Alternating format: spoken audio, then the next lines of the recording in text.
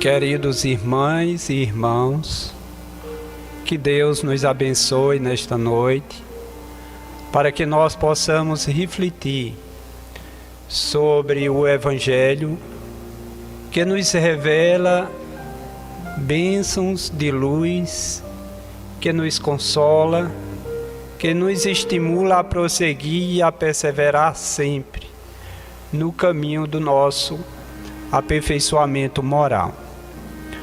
Hoje nós vamos tecer algumas reflexões sobre a importância da resignação em nossas vidas diante da adversidade ou diante das aflições humanas. O capítulo 5 do Evangelho segundo o Espiritismo, ele precede dos capítulos anteriores para que nós possamos ter uma compreensão melhor de como devemos nos conduzir diante dos sofrimentos. Por isso que é o primeiro capítulo que fala sobre a lei, não vim destruir a lei. O segundo, meu reino não é deste mundo.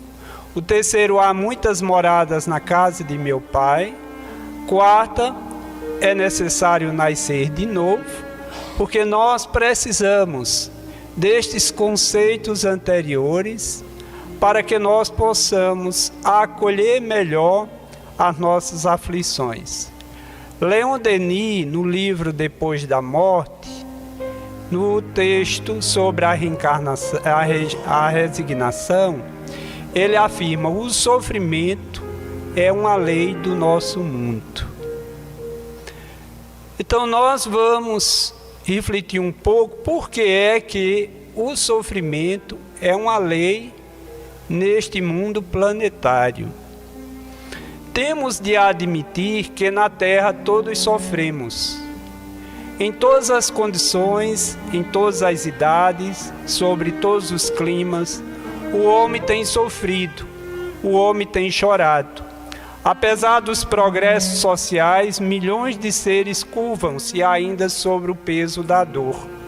O rico, como o pobre, sofre na carne e no coração. De todos os pontos do globo, o lamento humano sobe ao espaço. Então, o sofrimento é algo que se generaliza, que está presente em todos os seres. E nós ficamos a nos perguntar: se o sofrimento está presente em todos os seres, e Deus ama todos os seres, como é que nós possamos entender isso? Então, a doutrina espírita ele vem nos ajudar a compreender o amor de Deus na relação com as nossas dores, porque Deus é Pai. Ele nos acompanha, Ele está presente, imanente em nossas vidas, tudo sabe, tudo faz, para ver todos os seus filhos avançando, acrescendo, se aprimorando, se renovando. Mas por que é que nós não conseguimos acolher o amor que Deus nos oferece e sofremos tanto? Fica aí essa pergunta. A gente sabe através da doutrina espírita que este planeta é um planeta de provações e expiações. Isso não é bom nem ruim. É a condição evolutiva do planeta, de todos os seres que compõem este planeta. Como afirmam os espíritos, desde os mundos primitivos, destinados às primeiras encarnações da alma, até os mundos celestes ou divinos, habitações dos espíritos puros, depurados, onde exclusivamente reina o bem. Então, desde os mundos primitivos até os mundos celestes, nós, como seres da criação, fomos criados para transitar ou caminhar por estes mundos em direção ao mundo celeste, quando alcançarmos, no dizer do Mestre Jesus, a pureza de coração, quando alcançarmos a felicidade completa. Então afirma os guias da humanidade que nos mundos de provas e expiações predomina o mal, e o bem, ele está em constante elaboração. Então, se o bem está em constante elaboração, nós estamos aqui justamente nos aperfeiçoando no bem. O bem que nós realizamos, expressamos no dia a dia, na interação com as pessoas, é um bem ainda imperfeito. É um bem que precisa ser aperfeiçoado, que precisa ser conquistado, que precisa acolher situações adversas, para que não venhamos nos paralisar diante delas. Então, como nesse mundo há a predominância do mal sobre o bem, como afirmam os Espíritos, que é uma característica do planeta de provação e expiação, ou seja, de provas e expiações, todos aqueles que nele vivemos estamos, de certa maneira, sujeitos ao mal deste mundo. Quando se diz sujeitos ao mal deste mundo, devemos entender que estamos sujeitos ao mal das pessoas que habitam neste mundo. Porque Deus nos criou a todos com livre-arbítrio e responsabilidade. Mas muitas vezes nós deixamos nos conduzir, nos levarmos pelo mal do outro. E o Evangelho, ele nos ensina que devemos amar a todos indistintamente, inclusive aqueles que se diz nosso inimigo, para que o mal dele não nos faça mal, tornando-nos, ao retribuirmos com o mal, uma pessoa má. Por isso que os Espíritos, eles nos esclarecem dizendo que estamos sujeitos neste mundo, ou seja, estamos sujeitos ao mal deste mundo.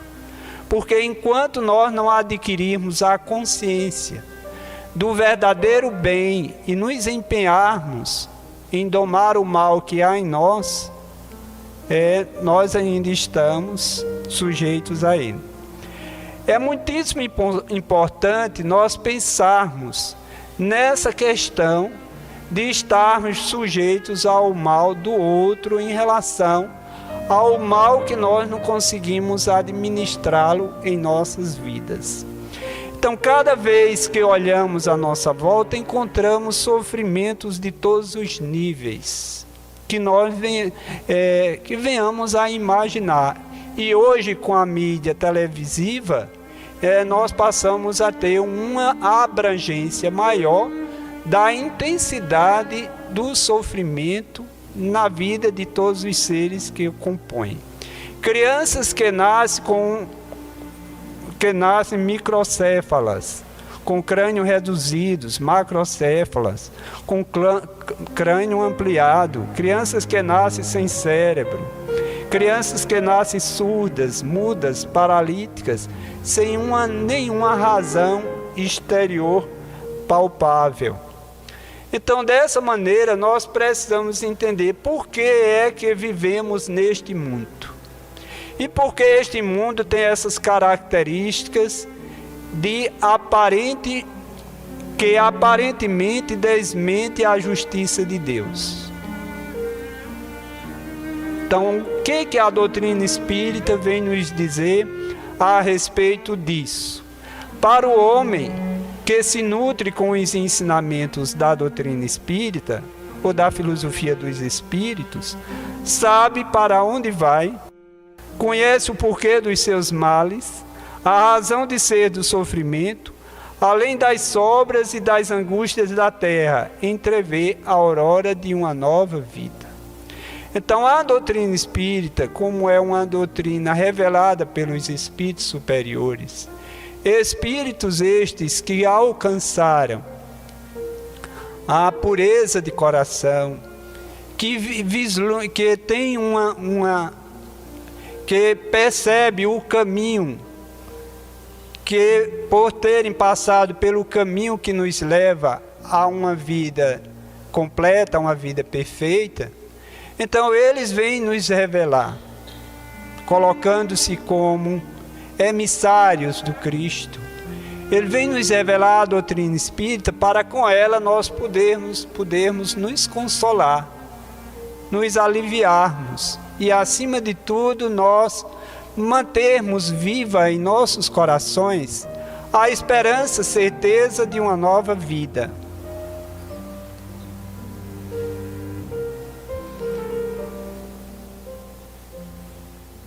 No capítulo 5, que fala sobre as causas das aflições humanas, Kardec, ele nos afirma que há duas espécies, que de duas espécies são as vicissitudes da vida, ou se preferirem, promanam de duas fontes bem diferentes, que importa distinguir, uma tem sua causa na vida presente e outras fora desta vida. Então ele está nos falando das causas atuais das aflições, que essas causas são conhecidas por cada um de nós. O orgulho, o egoísmo, a avareza, a maledicência, a indisciplina, a falta de perseverança, a indiferença, ciúme, inveja. Tudo isso são causas de aflições que faz parte da nossa existência presente. E também nos fala das causas das existências anteriores. Por que é que eu estou falando dessas causas? Porque para nós nos resignarmos, nós precisamos refletir sobre as causas que nos fazem aflitos, que nos tornam aflitos. Porque se nós sabemos o que é o sofrimento, por que sofremos, para que sofremos, como devemos nos conduzir diante do sofrimento, e passamos a nos vermos, a crermos na imortalidade do Espírito, e passamos a entender que as causas dos males, dos sofrimentos mais variados estão em nós mesmos, porque quando Deus nos criou a todos, Ele nos criou potencialmente ou essencialmente perfeitos. Mas através dessas causas que a alma foi alcançando no transcurso das suas heranças do seu ego, das suas personalidades, do seu caminhar pela terra em existências pregressas, desde o período primitivo, em que durante o período o corpo foi sendo melhor elaborado, o crânio foi se desenvolvendo, as estruturas da anatomia e da fisiologia humana foi oferecendo condições para que o espírito, que traz em si mesmo um potencial de inteligência, de sentimentos, de amor, possa, através desse corpo que foi desenvolvido durante o período primitivo, pudesse, nesse período no qual nós hoje fazemos parte, que é o período de provas e expiações, pudéssemos justamente desenvolver essas faculdades a nível de alma em função do corpo e oferecendo naturalmente as condições para isso. Então, no Evangelho segundo o Espiritismo, nas causas atuais das aflições, ele enumera várias causas, mas nós, a partir dessa, ao fazermos essa leitura em casa, então nós devemos, a partir dessa, refletirmos, analisarmos outras causas que não foram contempladas por Kardec, quando ele diz: quantos homens caem por sua própria culpa? Quantos são vítimas da sua imprevidência, de seu orgulho? Quantos se arruinam por falta de ordem, perseverança, pelo mal proceder? Quantas uniões desgraçadas resultam do cálculo de interesse? quantas dissensões e funestas disputas teriam evitado? Quantas doenças e enfermidades decorrem da intemperança? Então, essas causas, elas devem ser refletidas, porque são causas que deixam na alma enfermidades, deixam na alma sofrimentos, aflições, que num período posterior nós somos convidados por Deus, através da nossa consciência, a tornar essas causas, passarmos por torná-las, vamos dizer, procurarmos superá-las, procurarmos transcendê-las para causas outras que o Espírito naturalmente possa alcançar um bem maior. Então, com relação às perdas, com relação às causas anteriores, nós temos, em que Kardec cita e enumera também outras, a perda de entes queridos, ao dos quais são amparo da família, acidentes que nenhuma previsão poderia impedir, os reveses da fortuna, que frustram todas as precauções aconselhadas pela prudência, os flagelos naturais, as enfermidades de nascença, sobretudo as que tiram tantos infelizes os meios de ganhar a vida pelo trabalho, as deformidades, a idiotia, o cetinismo, etc. E assim ele continua. Então, por que, não é?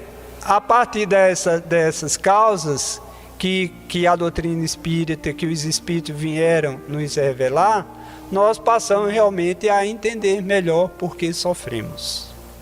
Mas precisamos refletir para que sofremos. Não basta só sabermos por que sofremos. Se faz necessário sabermos também para que adianta sofrer tanto. O que é que esse sofrimento vai nos auxiliar no nosso crescimento, no nosso progresso espiritual. Então nesse mesmo capítulo, né, no item 7, Kardec diz o seguinte, que há uma lei de causalidade, que através dessa lei de causalidade nós somos livres ao semearmos, mas não somos livres para colhermos. Então ele diz o seguinte, que os sofrimentos devido às causas anteriores à existência presente, como os que se originam de culpas atuais, são muitas vezes as consequências de faltas cometidas. Isto é, o homem, pela ação de uma rigorosa justiça, sofre o que fez sofrer os outros.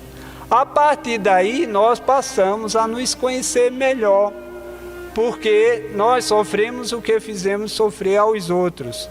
Então, nós sofremos naquilo em que erramos, em que pecamos. Se foi duro ou desumano, poderá ser ao seu turno tratado duramente com desumanidade. Então, se nós nos sentirmos tratados por outro de forma desumana, então isso tem a ver em relação a um passado em que vivenciamos essa experiência mal sucedida.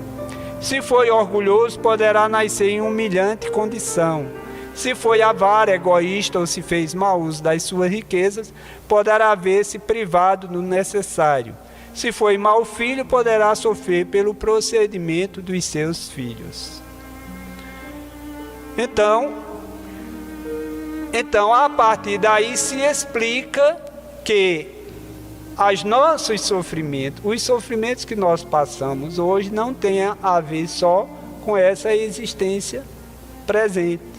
Remonta-se às existências anteriores, às experiências que se somaram, às faltas que foram sobrepostas umas às outras, aos débitos de amor que contraímos. Então nós temos débitos a superar e nós precisamos reparar esse passado.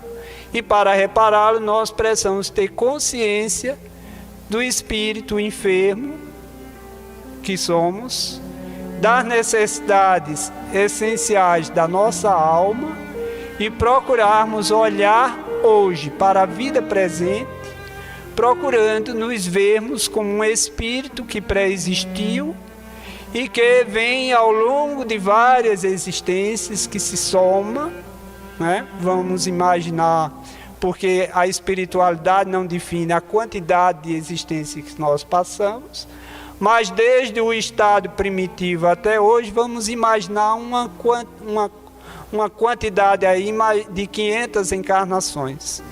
Então, 500 encarnações em que nós nos conduzimos, e ao lado dessa relação com a matéria, nós fomos nos identificando com o plano material, o plano material foi nos dando prazer e nós fomos assimilando heranças, imperfeições morais, e a alma, naturalmente, no transcurso das suas existências, foi adquirindo inteligência, discernimento, foi acordando sentimentos, e à medida que esses sentimentos e a inteligência vai se expressando na nossa vida, nós estamos sendo convidados para reparar esse passado, para resgatar esses débitos contraídos e avançar em direção a um amanhã melhor. Para isso, nós precisamos eleger Jesus como mestre e procurarmos caminhar em busca de uma vida futura que, no dizer de Kardec, ele diz: somente na vida futura pode efetivar essas compensações que Jesus promete aos aflitos da terra. Quando ele fala numa vida futura, é uma vida que vai se aperfeiçoando aos poucos. Essa vida que vai se aperfeiçoando ao longo de uma existência chama-se vida futura. Que vida futura é diferente de uma existência futura. A existência é a existência do corpo. Cada reencarnação, uma nova existência. A vida futura é a vida que vai se aperfeiçoando à luz do Evangelho. Ora, se há 10 anos atrás nós não conseguíamos administrar determinado sentimento, e hoje percebemos que administramos esse sentimento, então essa vida está melhorada. Nós passamos a usufruir nessa existência de uma vida melhor. E assim devemos caminhando em busca dessa vida futura que vai desaguar numa vida plena, numa vida completa, em que o bem se fará na sua plenitude, o amor se fará na sua pureza, na sua perfeição, amor este vivenciado por Jesus. Então, para isso nós estamos sendo, em função de tanto sofrimento que faz parte, que está presente nas nossas vidas, nós precisamos da resignação. E a doutrina espírita vem nos apresentar motivos vários para que nós nos empenhemos nesse processo de aperfeiçoamento moral, de nos resignarmos. E o que significa a resignação? A resignação significa submissão à vontade de Deus, porque nós precisamos nos vermos como filhos da luz.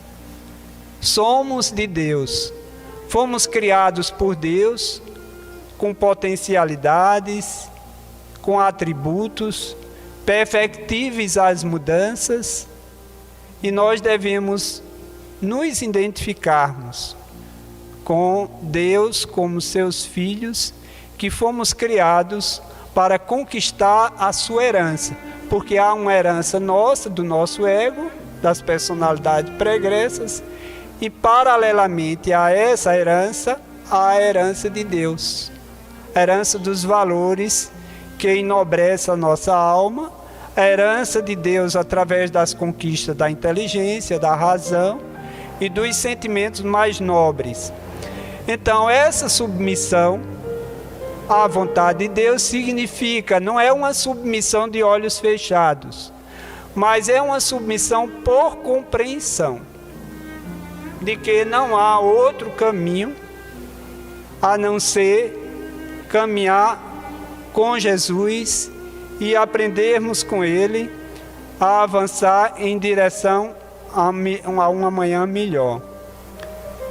Então, essa necessidade da resignação, ela passa por uma ressignificação das causas que nos fizeram sofrer. Certo? Então, a submissão leva justamente a administrar melhor as nossas imperfeições morais. Porque a resignação é uma grande virtude que ela se constrói lentamente e gradativamente. Leon Denis diz que quando o sofrimento nos pega de surpresa e a alma ainda está muito verdinha, ela precisa em média de uns 15 a 20 anos para se consolar diante de determinados sofrimentos, a não ser sofrimentos menores, que a alma pode já ter estruturas morais suficientes, mas sofrimentos maiores, débitos maiores, precisa justamente ter alcançado um sentimento de alto amor que possa cobrir essa falta e ele possa realmente acolhê-la, resignando-se e submetendo-se à vontade de Deus. Então, Manuel Filomeno de Miranda diz que a lei do mérito funciona em função da conduta de qualquer indivíduo. Ou seja, a lei do mérito, ela funciona à medida que o indivíduo vai renovando a sua conduta, ele vai adquirindo maiores méritos perante Deus. Porque Deus nos ama a todos. O amor de Deus é igual para todos. Mas nós recebemos de forma desigual, em função dessa lei de mérito. Quanto mais a gente se ama, se aperfeiçoa, mais acolhemos o amor de Deus. Porque o alto amor é o amor de Deus que se expressa na nossa vida. Mas se a gente ama pouco, se a gente se ama pouco, é porque a gente está acolhendo o amor de Deus muito limitado. Quando a gente se ama e se aperfeiçoa, esse aperfeiçoamento, esse alto amor, ele vai se expressando em amor ao outro, em amor ao próximo. Jesus, como é um ser perfeito, o amor que Deus lhes oferece, ele expressa esse amor ao próximo, amando-se, porque Jesus é um canal perfeito.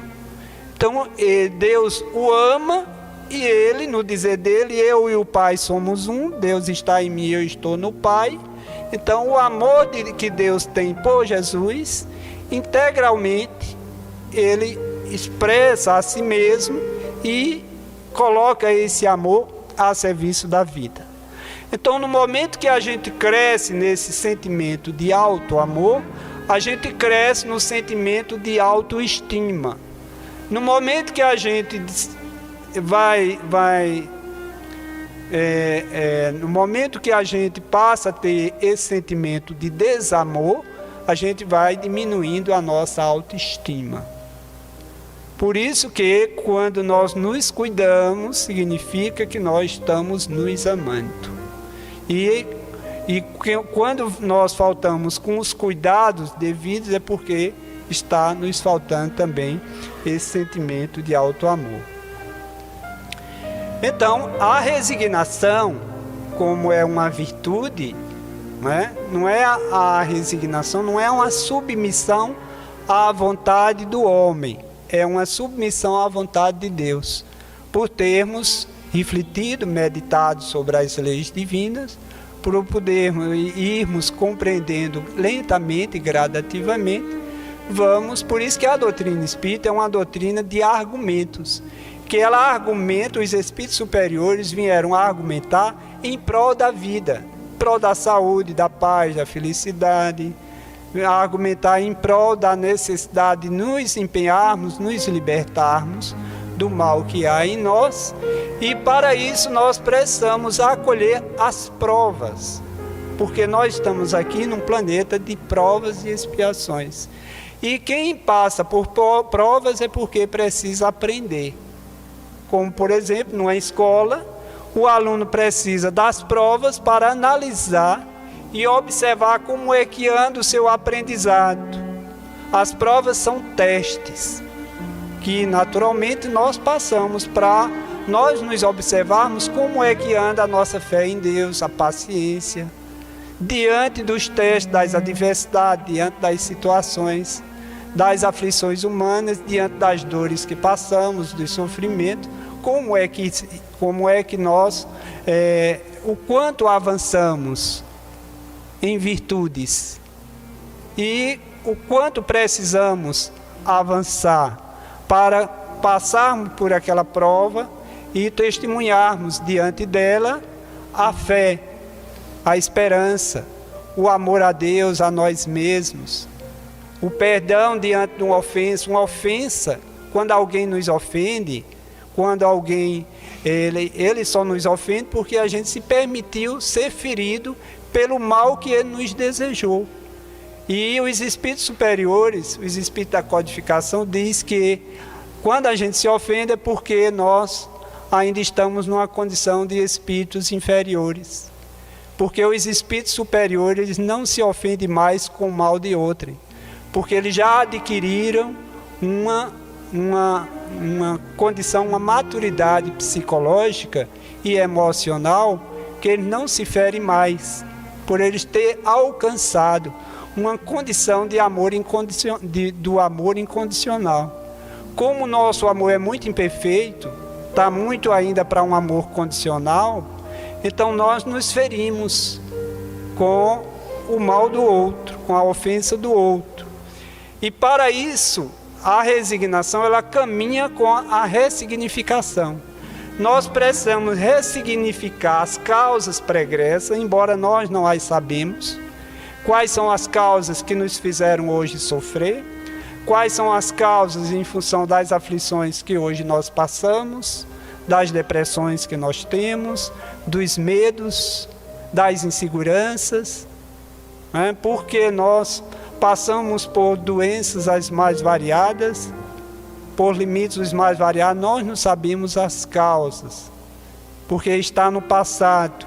E a misericórdia de Deus é tamanha que leva-nos a não acolher esse passado, a não recuperarmos as memórias pregressas, para que nós possamos dar atenção às provas de agora, desse momento presente, e procurarmos cultivar os sentimentos e crescermos, nos aperfeiçoarmos neles.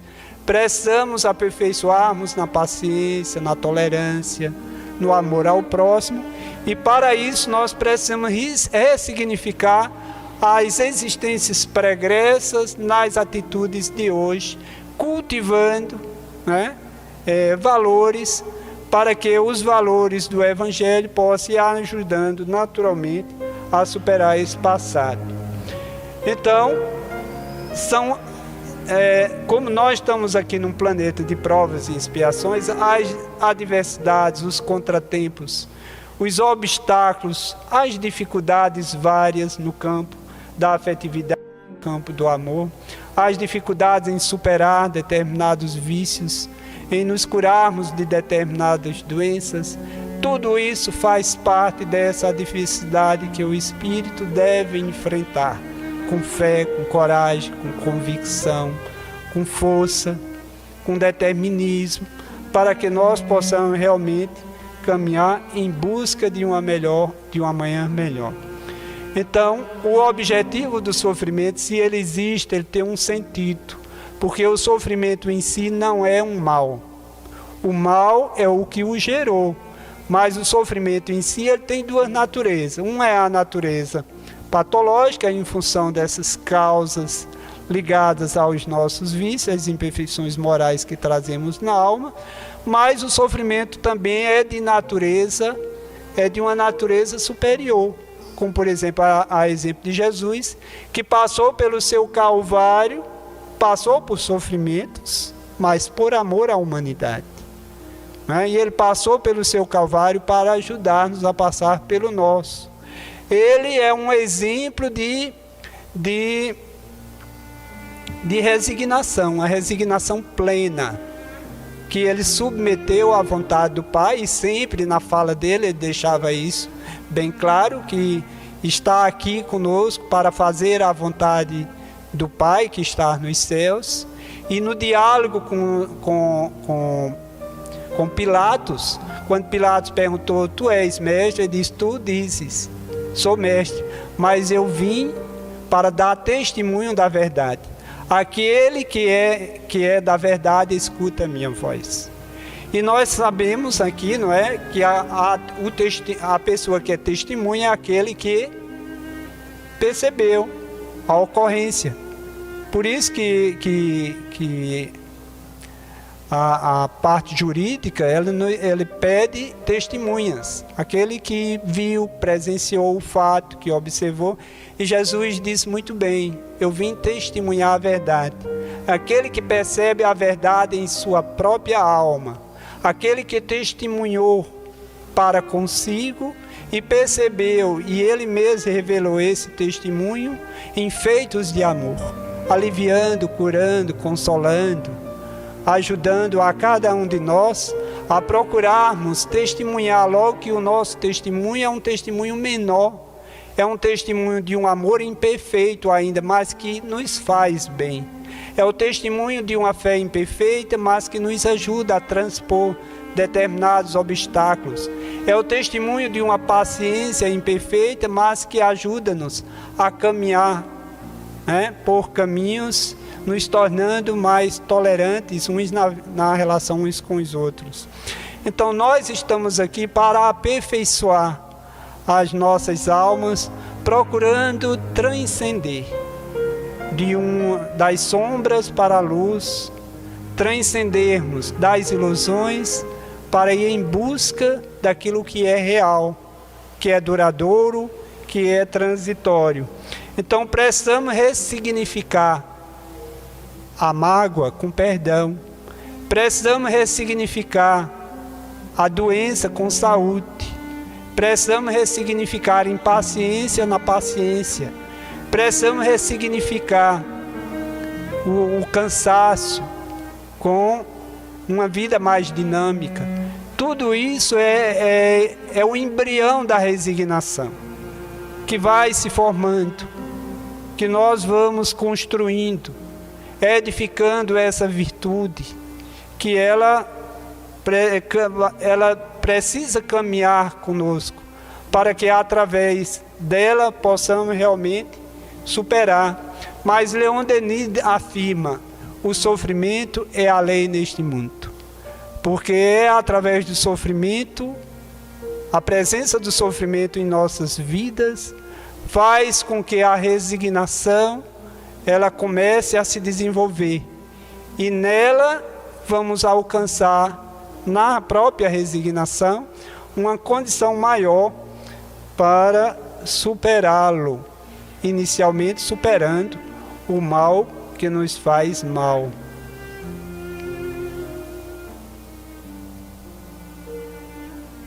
Vou aqui dar uns pulos, certo? Que horas, hein? Então, a doutrina de Jesus ensina que a obediência e a resignação, duas virtudes que são companheiras da doçura, muito ativas, embora os homens as confundam erroneamente com a negação do sentimento e da vontade. Veja que a obediência é o consentimento da razão e a resignação o consentimento do coração. A obediência e a resignação leva-nos à subjugação. Ou seja, nós passamos a atender à vontade de Deus por essa relação dessas duas virtudes. Porque não basta só porque o coração, o sentimento acolhe a resignação, mas a partir da compreensão do porquê das causas que nos fazem sofrer. E para que nós estamos aqui sofrendo, e em função desse entendimento e dessa fé que nos aponta para uma vida futura, então a alma chega à conclusão que vale a pena sacrificar os vícios em prol das virtudes, que vale a pena sacrificar o mal em prol do bem, que vale a pena sacrificar porque não existe nos códigos, nos princípios do Evangelho, lamentação, queixa e reclamação.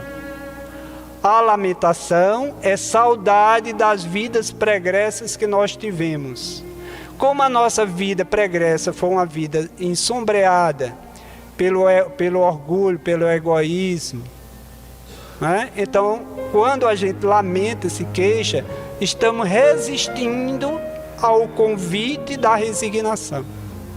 Ou seja, estamos resistindo ao convite que Deus, como Pai, nos faz de ir avante, de ir em busca de uma nova vida, de iluminarmos a nossa alma.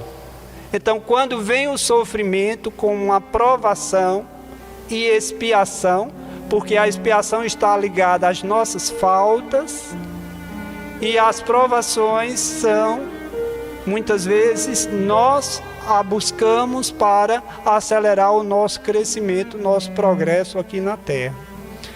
Então, com a relação entre obediência e resignação, a submissão ou a aceitação dinâmica da vontade de Deus acontece naturalmente. Lógico que há uma resistência muito grande. Nós somos muito resistentes às mudanças. Somos muito resistentes a acolher o Evangelho, a meditarmos sobre o Evangelho. Então, em função dessa resistência, muitas vezes nós precisamos receber o impulso do sofrimento. E o sofrimento, ele se faz necessário às nossas vidas, porque é através do sofrimento, gerado muitas vezes por uma doença, porque o sofrimento é sentimento. As doenças, é a expressão também das emoções. Existem muitas doenças que são psicossomáticas, e é através das doenças do corpo que a alma se cura. E nós precisamos assim observar isso, que a filosofia, a psicologia de Joana de Ângeles vem nos ajudar a entender melhor isso. Que as doenças do corpo, nelas encontramos a cura da alma. Então vamos citar alguns exemplos. Por exemplo, o diabético, ele contraiu a doença em função de uma carência afetiva, de um sentimento de amor baixo à sua própria vida. Aí ele vai compensar essa carência afetiva através do alimento, da indisciplina alimentar, comendo algo que sai do limite, né? Se excedendo em determinados alimentos em detrimento de outros, se excedendo no carboidrato. Então, quando ele contrai a diabetes vai convidá-lo à disciplina, a disciplinar a forma de se alimentar, a se alimentar de forma mais comedida. E nesse trabalho consigo mesmo, ele vai procurando cultivar ao lado da vontade de se curar o sentimento de auto-amor, e vai crescendo nesse sentimento e vai se reequilibrando. Como, por exemplo, determinadas doenças reumáticas, que está ligado aos estresses, às irritações, o temperamento forte. Então, com a própria doença, ele vai se curando justamente desse temperamento forte e vai tendo mais paciência, calma, serenidade, se desapegando mais do mundo e naturalmente vai se curando, se renovando. Então, por isso que quando nós passamos a compreender isso, não é? A resignação ela vai se dando, porque nós passamos a entender que as doenças não é algo que está contra nós, mas é uma necessidade da alma, que através da doença a alma precisa curar-se, precisa libertar-se. Então, quando o indivíduo vem com problemas de ordem cerebral, Então é porque por trás desse problema existe um gênio, um indivíduo inteligente, mas que não se conduziu bem em existências passadas na inteligência. Não fez bom uso da inteligência, porque as maiores expiações, elas estão ligadas às pessoas inteligentes, mas que não se conduziram bem na inteligência, porque fizeram uso da inteligência para as lideranças, para os interesses pessoais, no campo do orgulho, no campo das conquistas materiais, das guerras.